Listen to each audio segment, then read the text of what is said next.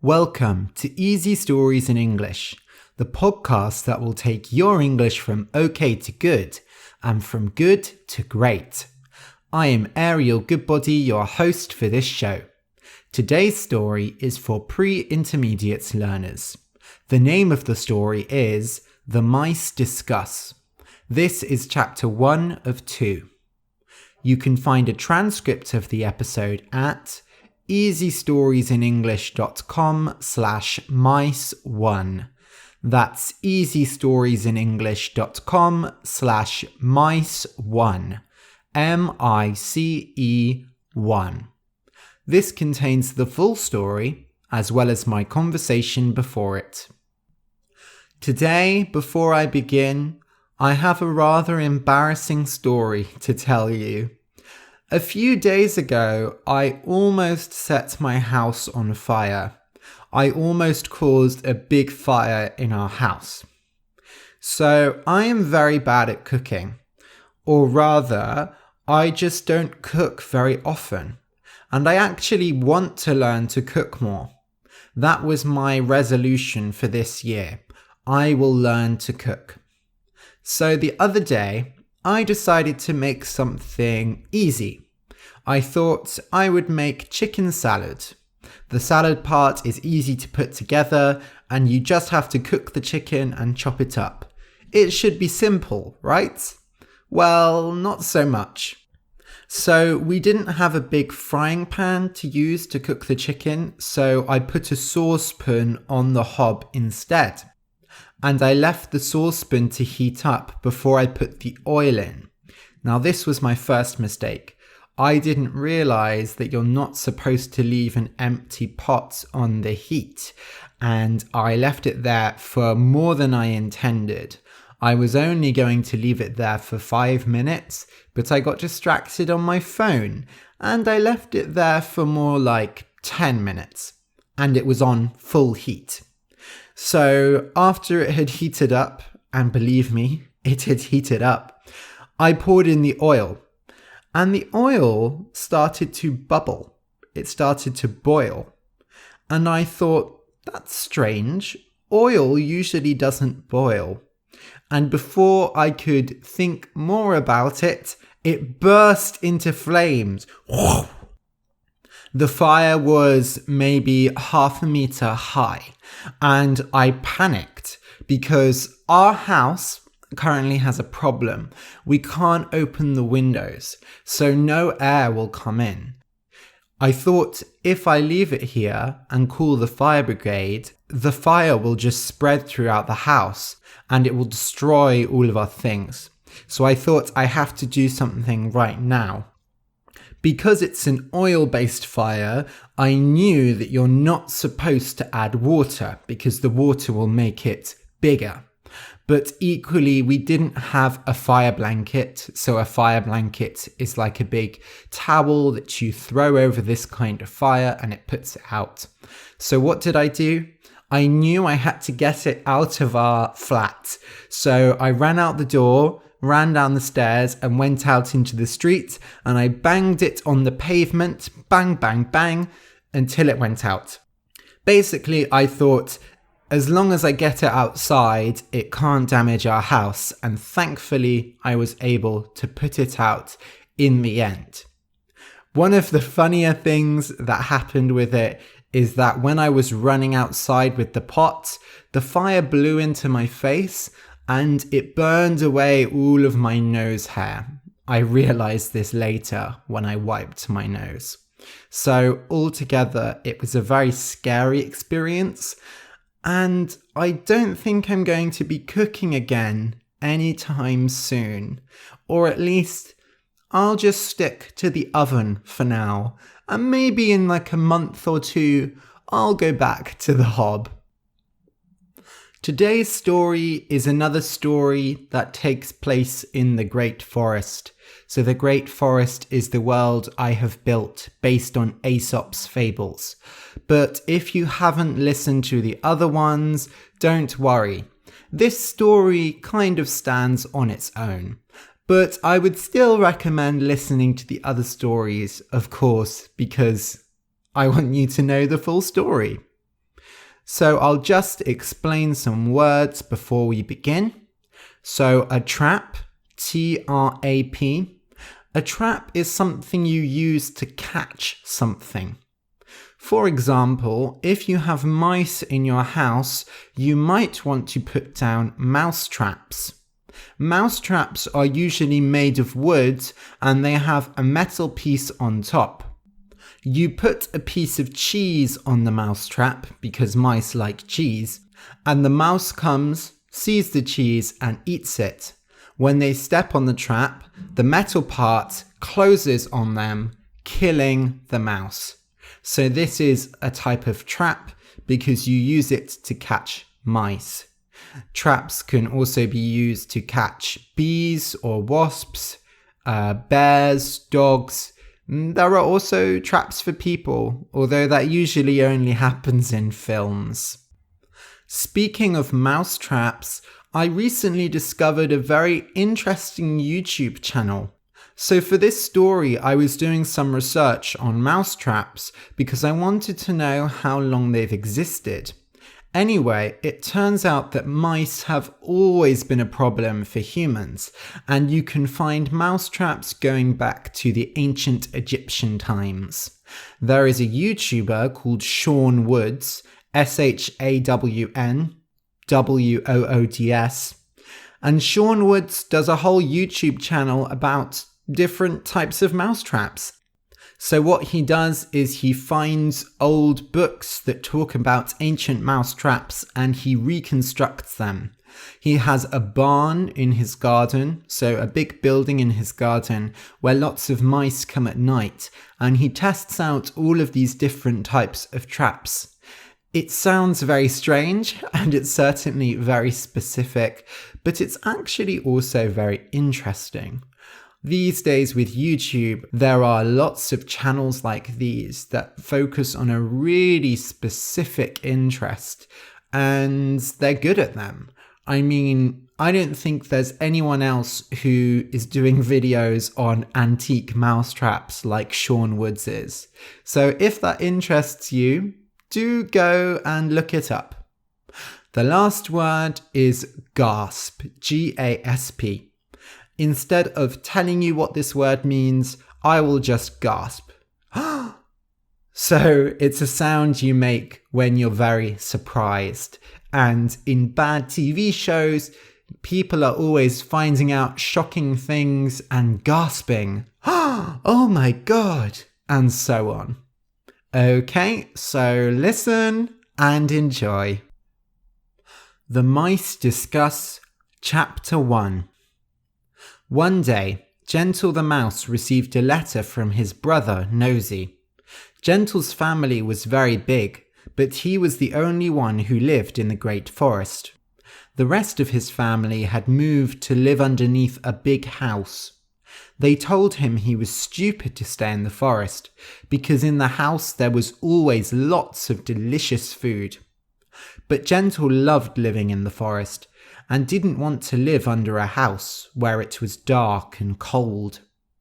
Gentle didn't hear from his family very often, so he was interested to read what Nosy had to say in his letter. Dear Gentle, I am writing to you because we have a problem here in the house. I have heard all about what you have been doing.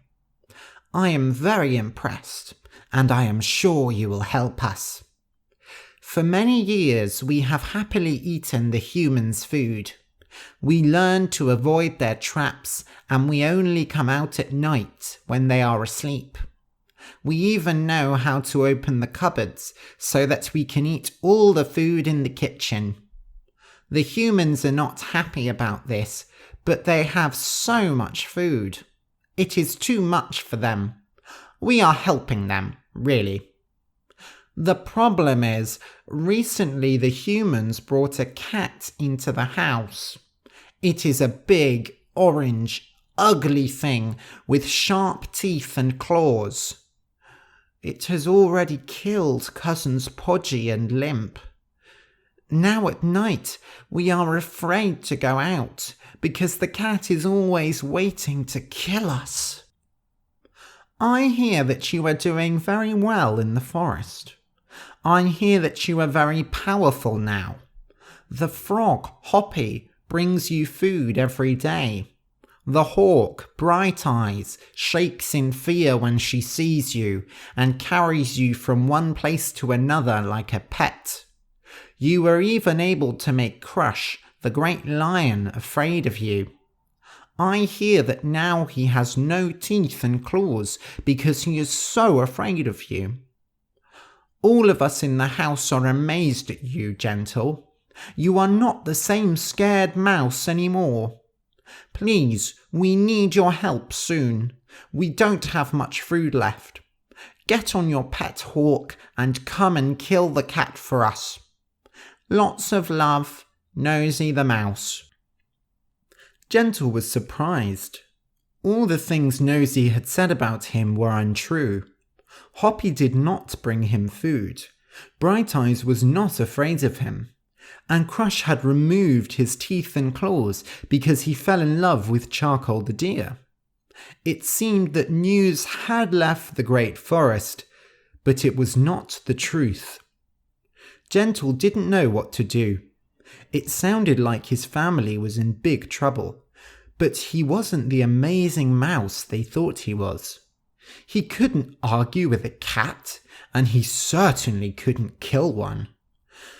But he cared about his family a lot, and he wanted to help them. So Gentle asked Bright Eyes to take him to the house. "Ha ha," said Bright Eyes. "No way. I only helped you before because you were friends with Crush. But without his teeth and claws, Crush can do nothing to hurt me. I don't have to do anything for you, Gentle." "I know you don't have to, Bright Eyes, but please, I need your help. I know you're good, really. You let Hoppy live when he deserved to die." "Oh, fine," Bright Eyes snapped. "I'll take you if you agree to not tell anyone about that. It's a deal." The journey over to the house was uncomfortable. Bright Eyes held Gentle in her claws, and he thought she was holding him a bit tighter than necessary. When they landed, it was night time, and the mice were waiting outside. There were dozens of them. Cousin Gentle, they all cried. "And this must be your pet Bright Eyes." "Pet?" cried Bright Eyes. "Gentle, just what did you tell these mice?" "It's a long story. You can head back, Bright Eyes. I'll meet you in one night's time." Bright Eyes flew away, complaining quietly. "Quick," said Nosy. "Let's get inside. The cat could be anywhere." They went through a hole into the mice's home. It was very big and lit by small candles. "Hello, Gentle. Good to see you. It's been a long time. You're looking healthy." They said their greetings and pushed Gentle to the centre of the room, onto a matchbox, and stood all around him. The eyes of all his cousins, brothers and sisters shone before him, lit by the weak light. They waited in silence. "Dear family, thank you for inviting me here. I am sorry that I had to come at a difficult time for you all." "But not difficult for long," cried Nosy. "Gentle, tell them all of what you have done." Gentle gulped. "You've all heard all sorts of stories about me, but you only have part of the truth. It is true that I am friends with Crush the Lion and Bright Eyes the Hawk, but it is not how you think." Some of the mice whispered to each other.